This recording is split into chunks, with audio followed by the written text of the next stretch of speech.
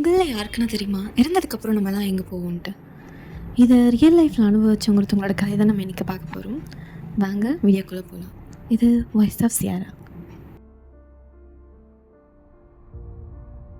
அது 1991 அமெரிக்கா.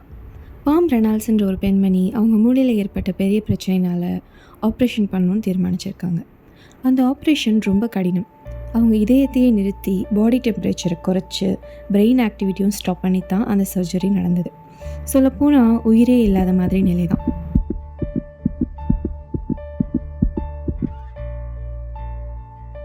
அப்போ தான் ஒரு அதிசயம் நடந்துச்சு. பாம் சொல்கிறாங்க, நான் என் உடலுக்கு மேலே மிதந்து பார்த்தேன். டாக்டர்கள் என்ன செய்கிறாங்கன்னு பார்த்தேன். அவங்க பேசினதையும் கேட்டேன். அவங்க சொல்கிற விஷயங்கள் அந்த ஆப்ரேஷன் தியேட்டரில் நடந்தது தான். டாக்டர்களே ஆச்சரியப்பட்டாங்க, இது எப்படி சாத்தியம்? அவங்க உயிர் திரும்பி வந்தப்போ அவங்க அனுபவம் உலகம் முழுக்க பேசப்பட்டது. விஞ்ஞானிகளும் கூட குழம்பிட்டாங்க. மனித ஆன்மா உண்மையிலே இருக்குதா? மரணத்திற்கு பிறகும் உணர்வு தொடருமா? பாம் ரெனால்ட்ஸ் ஒரு சாதாரண பெண் தானே, ஆனால் அவங்க அனுபவம் நமக்கே ஒரு பெரிய பாடம். உயிர் முடிந்தாலும் உணர்வு முடிவதில்லை. மனசு, ஆன்மா, நம்பிக்கை எந்த மரணத்தையும் தாண்டும். அவங்க 2010 மறைஞ்சாங்க.